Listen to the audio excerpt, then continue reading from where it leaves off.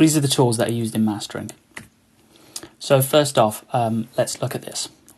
Let's presume this yellow box there is your song. What is wrong with your song? That's kind of a hard question to answer because you don't know what your song should be. So the very first thing you should do, and you should know about mastering, is you need a reference track. And you need to know what a release song sounds like so that you can compare yours and find out what the issues are with your song. So we can see straight away the text isn't aligned correctly. It's the wrong colour, it's the wrong size, the balance is all wrong, the text is on the left rather than right in the centre. The size of both the box and the font could be changed. The font needs to be in bold and the colour of the font is different. So these are obvious things that you can see straight away. That's why we need a reference track. So I'm not going to play you the tracks. This is something we're going to do in class, but on the very first audio wave that you can see on the top, that's the mixed audio wave, whereas below is the mastered audio wave. Hopefully you can see some differences. For starters, the volume is more consistent in the master and it's louder. Whereas in the mix, the volume is quite quiet and there are those 1, 2, 3, 4, about 5 to 10 peaks, which stop you being able to bring up the volume. So that's one thing that you're going to have to do when you're mastering, is controlling dynamics. So the content is what is mastering, EQing techniques, Brickwall limiter, master bus compression, multiband compression, enhancing stereo width, and creating a mastered audio file. So let's start with what is mastering. It's the last stage. The mastering stage comes after mixing. It's the last step before the song or album goes to the public. It's the final opportunity for quality checks and improvements, and it's creating the final mastered audio file. Mastering engineers work with the stereo mix file.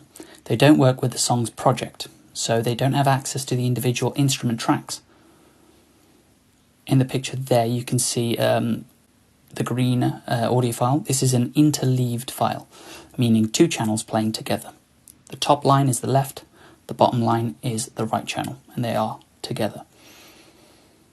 The picture of the mastering setup, that's two monitors, and then the sweet spot is exactly where the tools are, so the mastering engineer can keep their head right on the sweet spot the whole time. So reference tracks, your priority number one. Mastering engineer's main job is to ensure that the master file can compete with the competition.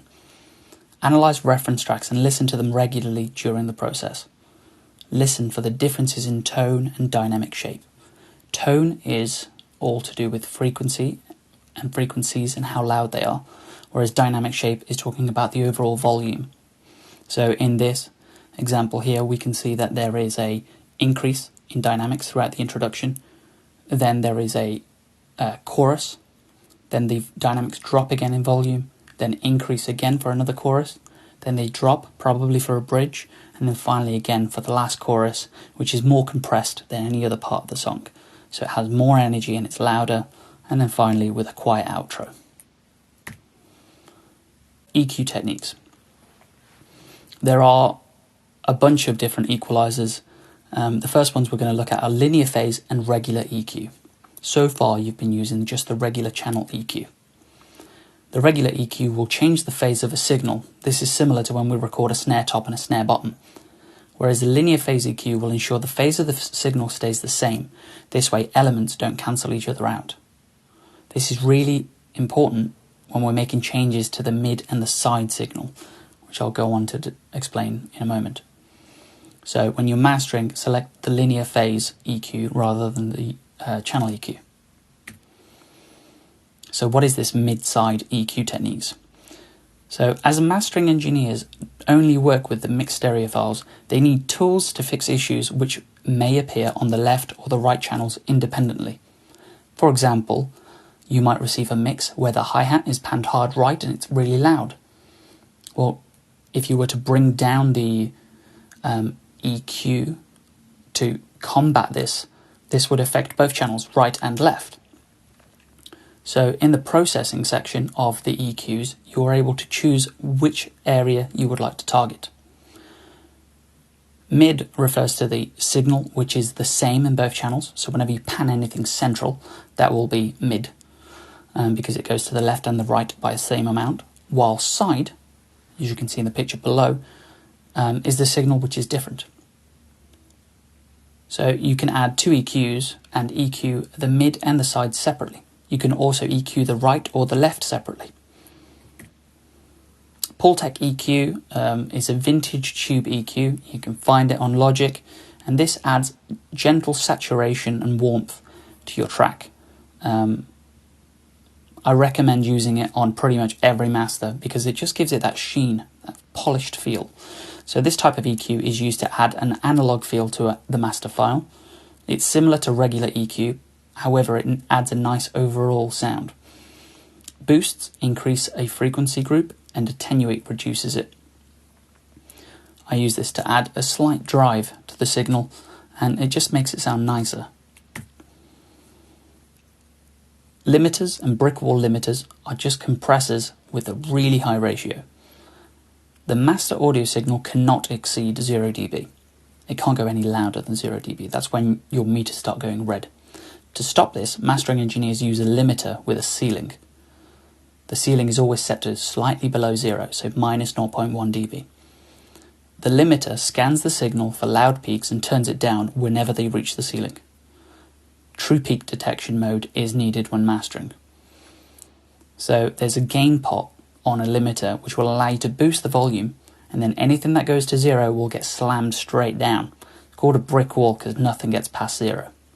The limiter will look after the peaks for you, but then there's something else you need to be aware of, and that's loudness levels. So as humans, we don't perceive sound as a series of peaks and troughs. We hear sound as an average volume. There are two ways of measuring this. We used to use RMS, however now the industry standard has gone to LUFS. So true peak is used to make sure the signal doesn't go above 0 dB. RMS is a formula to work out the mean average dynamic level. It stands for root mean square. And that will work out the average volume. LUFS is pretty much the same thing, it just works it out slightly differently. LUFS stands for Loudness Unit Full Scale and is used by streaming services to ensure the songs played in playlists are at the same perceived volume. So here's the settings directly from Spotify. I've screenshotted the settings, music quality, and it always comes with the normalized volume turned on. The normalized volume setting changes the volume of the songs so they play at the same perceived volume. So all songs are measured using LUFS, and then playback is set to minus 16 LUFS across a playlist. This means if one song was mastered at a higher LUFS, say minus 4, it will be turned down so that it's at the same perceived volume as the next song on a playlist. This means you can play songs from the 90s and 2020, and even though they've been mastered in a different way, they will be at the same volume. When we're compressing a master, it's called master bus compression because you'll be placing the effects on the master bus. But it's the same thing as before, it's a compressor. It narrows the dynamic range. So this makes the overall volume more consistent. The threshold targets any sound which is too loud and starts bringing the volume down. The overall song can then be turned up afterwards, resulting in a louder and narrower dynamic range. High-pass filtering, put on the master bus, that's used to tame the frequencies, the sub-frequencies. So there's no useful frequencies below 30 Hz, and even if there were, there aren't many speakers which would allow you to field them. So tidy up the low end and get rid. This will stop your limiter getting tricked out because it thinks that there is useful signal there, and start bringing down the volume. Instead, tidy it up and it will stop the limiter getting involved. Okay, so just like mid-side EQing, you can do mid-side compression. So you can compress the sides without affecting the middle channel, or the opposite way. Most plugins in Logic have got a stereo or dual mono option. If you have a look at the first picture, there I've picked Dynamics Compressor, and the final thing it says is, do you want it in stereo or do you want it in dual mono? Stereo will affect left and right the same amount, whereas if you put it in dual mono, you can then set it to left and right or mid and side. So you'll have two compressors to affect the either signals. So select a dual mono compressor to have separate dynamic control of the mids and the sides. A good example here would be to compress the sides during a verse and then bring them out in volume during a chorus. Another tool mastering engineers will use is a multiband compressor. It's basically an EQ and a compressor combined. So you set up your independent frequency bands, that's 1, 2, 3 and 4, with the crossovers. And then you can apply compressors specifically for those areas. So this will allow you to turn down parts without affecting others. A good example for this is the kick drum and the bass drum live in the same frequency group, in group 1. Now when the kick drum is playing, your signal might hit 0. When the bass is playing, your signal might hit 0. But when they both play together, that might push your signal above 0. So what you can do is you can set a compressor to bring down the volume whenever they play together, and so it brings down the volume so it's more consistent. So this is good for targeting stray hits or inconsistent kicks or basses. It's the same as a de-esser. It's an EQ that will only work when it's needed. Enhancing stereo width is all to do with mono and stereo. Do I want a wide sound or a singular central sound? Hopefully by now you'll have analysed a bunch of music and you'll know that generally pop music tends to be a bit mono in the verses and more stereo in the choruses. So you could do this by changing your pan pot to a stereo pan by right-clicking on the pot. Or you could bounce out your file, but instead of clicking interleaved, you can select split. And then you'll have 2 mono files, one for the left and one for the right, and you'll be able to pan them however you like. Alternatively, you can enhance the stereo width with the EQ by applying a process to the left or to the right, or to the mid and to the side.